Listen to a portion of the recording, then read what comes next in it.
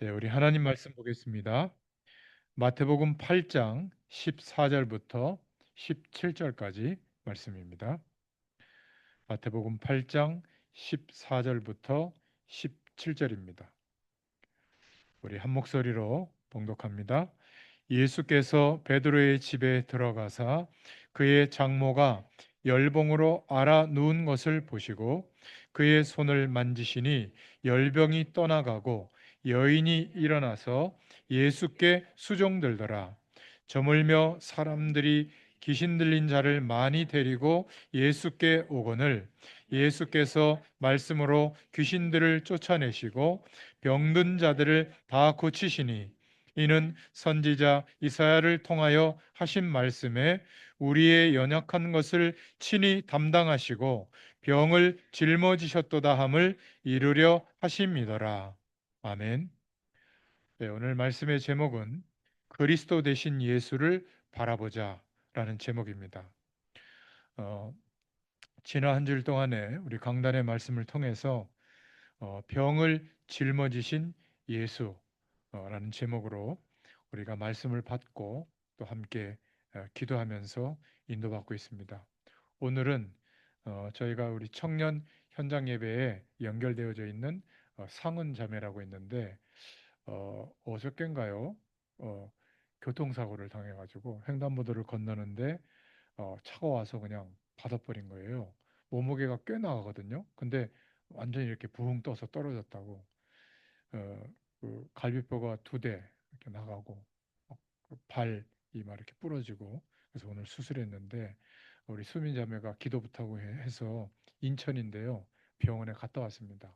다행히 수술을 잘 받고 뭐 한 몇 주 이렇게 잘 요양하면 괜찮다고 이렇게 얘기를 듣고 기도해 주고 왔는데요. 이번 주에 그 말씀 때문인지 어, 병든 자, 어려움을 당하는 자, 이런 사람들을 보면 막 마음이 가고요. 또 우리 막내 아들은 제목이 뭐냐 이렇게 엄마가 물어보니까 병을 짊어지신 예수잖아요. 병든 예수 이렇게 기억했더라고요. 병을 들고 계시는 그런 의미겠죠. 예, 아무튼 말씀을 기억하라고 제가 지금 말씀드린 겁니다. 성경적인 치유의 답을 하나님이 가지라고 말씀을 주셨죠. 가장 치유의 출발은 뭐냐? 하나님이 원하시면 어떤 것이든지 얼마든지 치유될 수 있다. 이것을 믿고 기도 시작하는 것이죠. 그게 성경적 치유의 시작입니다. 병을 낫고 문제를 해결하는 것 이전에 먼저 할 것이 있다고 그랬죠. 복음을 확실히 깨닫고 믿는 것. 복음을 확실히 받는 순간부터 사실은 영육 간의 치유함을 하나님이 시작하신 줄로 믿습니다. 두 번째 어떤 영적 원리가 있다고 했죠? 치유를 받는 것은 우리에게 저주의 세력이 들어올 수 있는 통로를 차단시켜야 된다. 우상, 배경, 제사 문화, 귀신을 섬기는 특별한 행위들, 그리고 특별한 이론과 사상에 집착돼 있는 거. 다시 한번 말씀드리지만 저희 복음의 교회는 좌도 우도 없어요. 하나님은 좌도 사용하시고 우도 사용하십니다.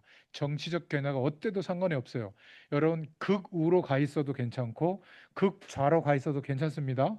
누가 옳다고 주장하지 마세요. 우리 교회는 다 괜찮아요. 뭐만 괜찮으면 되죠? 그리스도만 기준이 되면 돼요. 필요하면 하나님이 다 이렇게 저렇게 쓰십니다. 그러니까 특별한 사상이나 특별한 일이나 특별한 관심에 집착하는 거, 그게 귀신이 들어올 수 있는 통로가 됩니다. 귀신은요, 나 귀신이야 이러고 들어오지 않아요. 거기에서 못 빠져나오도록 올가매요. 우리는 선택할 수 있어야 되잖아요. 좋은 거든 안 좋은 거든. 근데 선택할 자유가 없고 그냥 그렇게만 해야 되는 거예요. 나도 모르게. 그게 굉장히 힘들어요. 그러면 영향을 받습니다. 더 나아가는 것은 중독되는 거죠. 사람에게 중독되고 일에 중독되고 특히 전문인들이 빠지게 되는 그런 통로거든요. 일에 중독되면 어떻게 될까요? 평생 일하는데 행복이 없어요. 평생 열심히 일하는데 돈도 별로 없어요. 돈 많이 가지잖아요. 어느 날 홀랑 잊어버립니다. 참 희한해요, 보면. 왜냐하면 성공하는데 더 성공하는 길을 알잖아요. 그래서 빚내 가지고 하다가 또 투자하다가 금방 또 잊어버려요. 너무 안타깝습니다. 열심히 하지 말란 말이냐? 아니에요.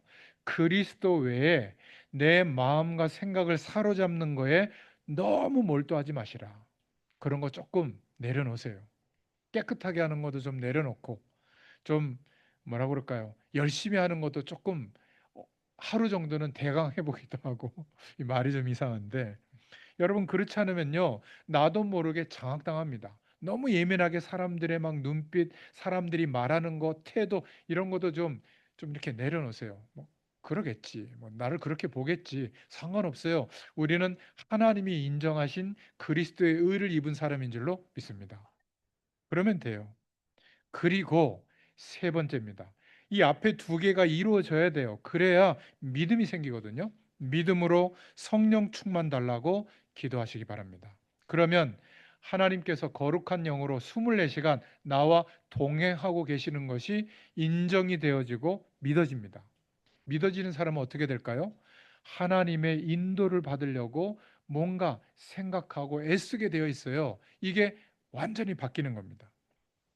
그 다음에 하는 거 있어요. 이제 예수 그리스도의 이름으로 기도하는 겁니다. 근데 그냥 기도가 아니죠. 예전에는 그냥 기도했지만 이제는 만물을 복종케 하는 이름이라는 것을 알고 있어요. 내 병도 만물 중에 하나고, 나를 괴롭히는 사람도 만물 중에 하나고, 내가 실수해서 벌어진 사건이나 문제도 만물 중에 하나죠. 그 만물을 복종케 하는 예수님의 이름으로 내가 기도하고 있구나, 이거를 알게 되는 거예요. 여러분 이게요 완전히 다릅니다.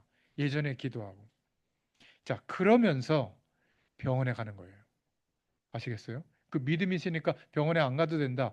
글쎄요. 하나님이 몇 천 년 동안 과학을 발전시키고 의학을 발전시켜 놨는데 왜 그것을 안 따라갑니까? 아, 그것도 우리에게 주신 선물이에요. 그죠?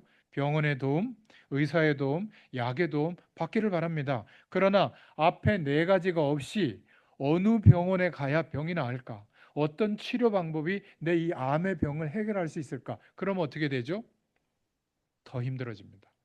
의사에게 사로잡히고, 질병의 방법에 사로잡히고, 치유하는 방법에 사로잡히고, 약에 사로잡히고, 늘 그거 쫓아가거든요.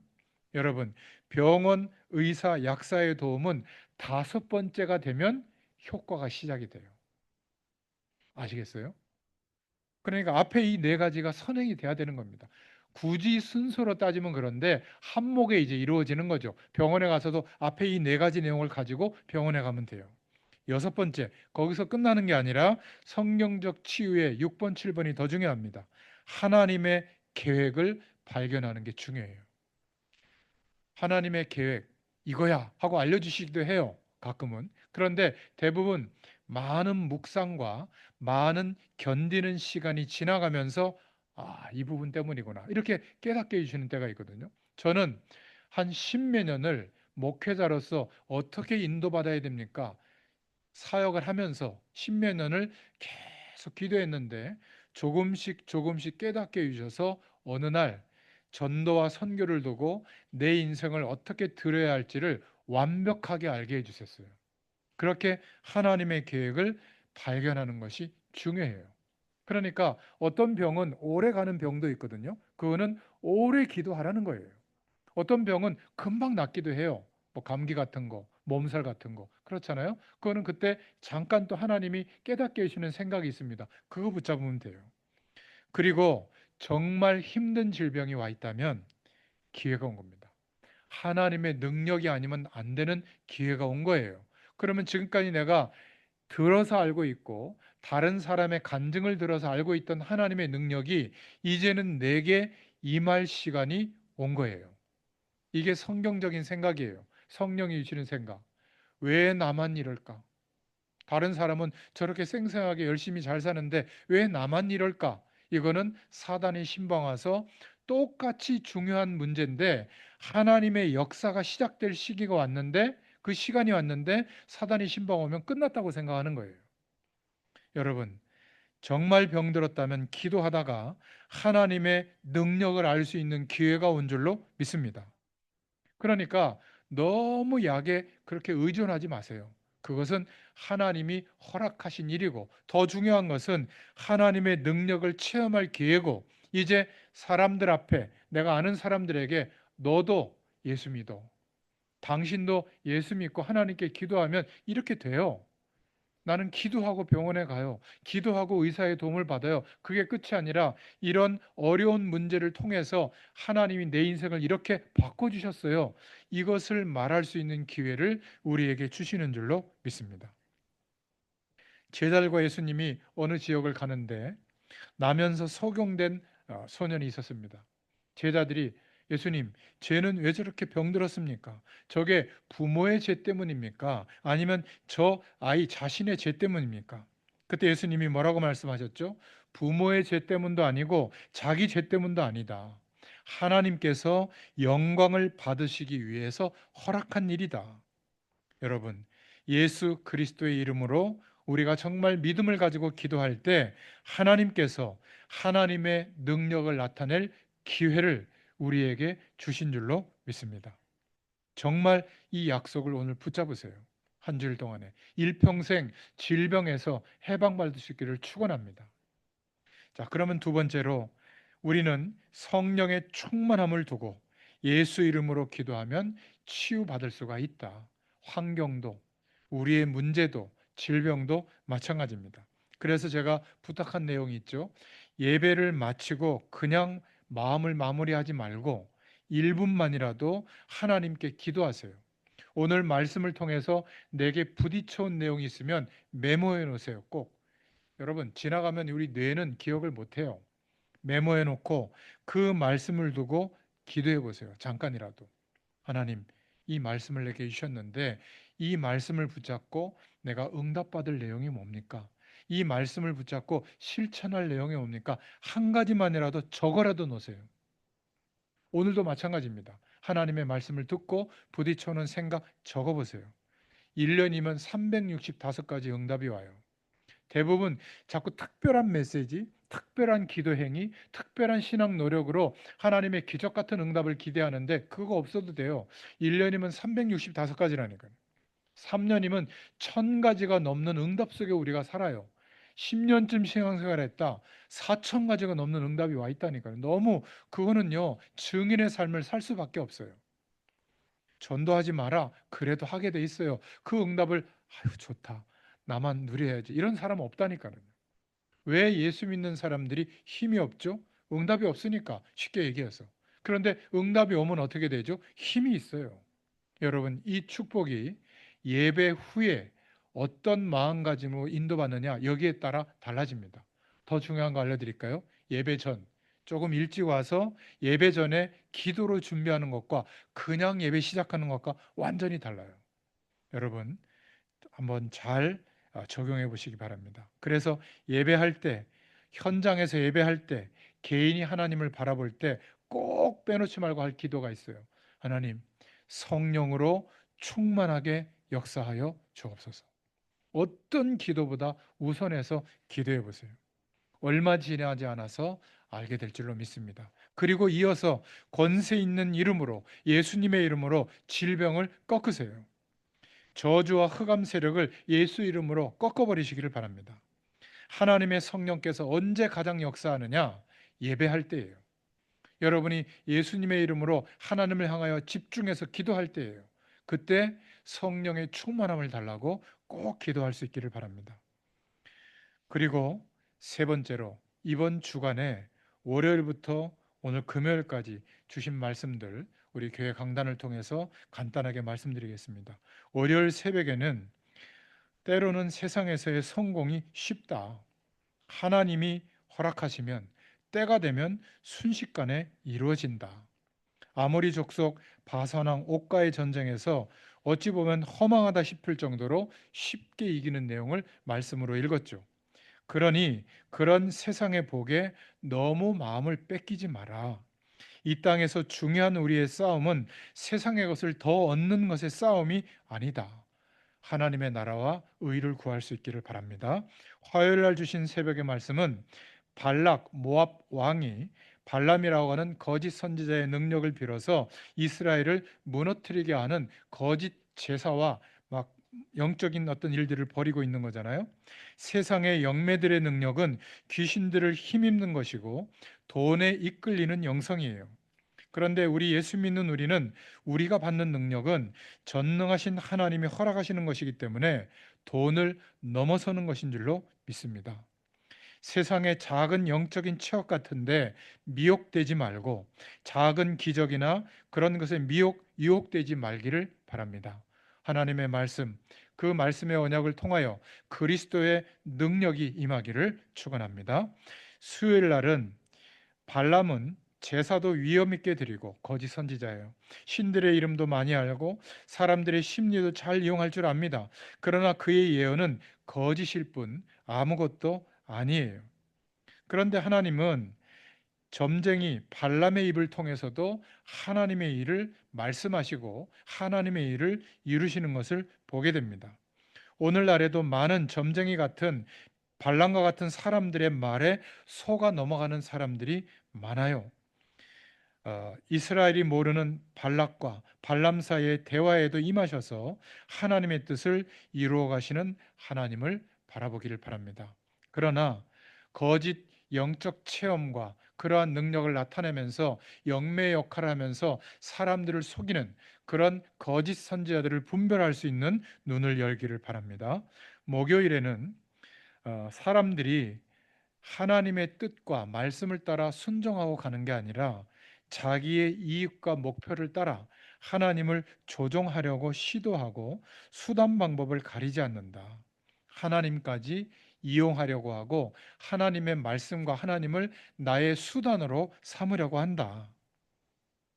하나님은 만물의 주인으로서 통치하는 분이시지 조종당하는 분이 아닌 줄로 믿습니다. 오직 우리를 사랑하시는 하나님을 신뢰하고 우리의 주 되심을 신뢰하고 오직 주님께 순복할 수 있기를 바랍니다. 하나님의 통치 아래서 사는 것이 복인 줄로 믿습니다. 하나님을 조종하려고 하지 말고 오늘 이 말씀을 주신 성령의 인도하심이 무엇일까? 하나님, 내가 지금 이 문제가 있는데 이걸 해결해 주세요. 해결해 주시는 말씀이 뭘까? 이렇게 붙잡는 게 아니라 바꿔야 돼요. 그 문제는 그냥 두세요. 오늘 이 말씀을 통해서 하나님이 내게 원하시는 뜻이 뭡니까? 이렇게 물어야 돼요. 그래야 말씀을 통해서 지금 하나님께서 영으로 내게 알게 하신단 말이에요. 근데 우리는 이거는 빼고 말씀을 통해서 하나님이 역사하는 것은 빼고 내가 원하는 이 뜻을 이루어주는 말씀이에요, 아니에요? 아니네요. 언제 이루어질 거예요? 평생 안 맞아요. 하나님의 뜻을 물을 수 있기를 바랍니다. 그러면 지정의를 가지신 성령 하나님이 내 양심에 내 영에다가 말씀해 주세요. 그거를 붙잡을 수 있기를 바랍니다. 그러고 가는데 내 현실은 어떻게 되는 줄 아세요? 어느 날 상관없게 돼요. 어느 날 내가 상관하지 않을 만큼 하나님이 다 회복시켜 주실 줄로 믿습니다. 저는 이것을 날마다 체험하고 하고 있어요. 여러분에게도 이런 은혜가 임하게 될 줄로 믿습니다. 그래서 우리는 하나님의 통치 아래서 사는 것이 복이다. 오늘 아침에는 발람은 분명히 음흉한 거짓 선지자입니다. 그러나 하나님께서 이 사람을 통해서도 말씀하시기 때문에 우리는 함정에 빠지면 안 됩니다. 막 영매로서 거짓과 그런 것으로 보여주는 거기에 따라가도 안 되지만 반대로 사꾼이다, 나쁜 놈이다, 이렇게 욕하는 대열에 서서 비난하는 자리에 있지 마시길 바랍니다. 거짓 선지자들은 하나님이 손보세요. 여러분이 그렇게 안 해도 걱정하지 마세요. 우리는 비난하다가 영적으로 마음이 다쳐서 하나님의 말씀과 은혜를 받는데 놓치지 않기를 바랍니다. 성령께서 내게 무슨 말씀을 주시려고 하실까? 이런 마음으로 예배하잖아요. 어떤 사람이 말씀 증거에도 내게 주시는 편지가 전달되도록 하세요. 성령의 역사인 줄로 믿습니다. 수요 예배, 천왕동 현장 예배를 같이 드리고 있는데 마태복음을 먼저 읽어가고 있거든요. 이번 주에 수요 예배 때는 바른 누림이 있어야 된다. 오병이어의 사건이 여기에 나오는데 빵이 문제가 아니죠. 두 개의 빵과 멸치만한 물고기 5마리로 5천 명을 먹였더니 어떻게 이런 일이 일어나지? 하고 예수님을 따라다니는 거예요, 사람들이. 그런데 그 사람들은 다 도망갑니다. 왜? 별로 나올 구석이 없을 때, 예수님이 십자가에 달려 돌아가시는 날, 못 박힌 날 베드로까지 다 도망갔어요. 여러분, 오병이어의 기적이 문제가 아니라 우리는 시각이 어디에 맞춰져야죠? 저 일을 이루시는 분이 누구냐? 도대체 예수 그리스도는 내게 어떤 분이냐? 여러분, 예수 그리스도로 만족이 됩니까? 정말 만족이 됩니까? 그러면 끝났어요. 여러분, 나에게 예수 그리스도는 누구신가? 이거를 체험하고 누릴 수 있기를 축원합니다. 먹고 남는 여기에만 관심 가진 자들은 결국 예수님을 배반했습니다. 이런 일을 하시는 분이 도대체 누구냐? 이 답을 내야 돼요. 그는 창조주시요 우리를 구원하신 구세주임을 발견했을 때, 우리 인생의 주인으로 인정이 될 때 인생은 바뀌게 되는 줄로 믿습니다. 저를 따라하세요. 그리스도 대신 예수님을 바라보자. 우리의 질병도 짊어지셨다. 거짓 선지자들의 미혹에 빠지지 않도록 주의하라. 바른 누림이 있어야 된다. 한 줄로 요약하면 이번 주에 우리에게 주신 언약이에요. 저는 이렇게 말씀을 기준으로 인도받고 생각하고 또 실천하고 결단하거든요. 여러분의 기준은 어떤 것입니까? 오늘 금요 기도회 때 주신 말씀의 약속을 붙잡고 다시 한번 그리스도 되신 예수를 바라볼 수 있기를 축원합니다. 기도하겠습니다. 하나님, 너무 감사합니다. 이 금요 기도회로 저희들을 인도해 주시고 오늘도 아침부터 지금 이 시간까지 세밀하게 주의 성령께서 우리를 도우시고 인도하시고 보호하시며 하나님이 원하시는 길로 역사해 나가심을 감사합니다. 이 밤에 잠깐이지만 우리가 성도들의 기도 제목을 두고 또 현장 예배드리는 또 믿음의 식구들의 기도 제목을 두고 함께 중보로 기도할 때에 이 시간 창조의 능력으로 주님께서 역사해 주시고 하늘 군대를 동원하사 그 기도의 제목에 해당되는 현장과 개인들에게 하나님께서 똑같은 성령의 충만함으로 역사하여 주시옵소서. 함께 하실 줄 믿사옵고 예수님의 이름으로 기도드렸습니다.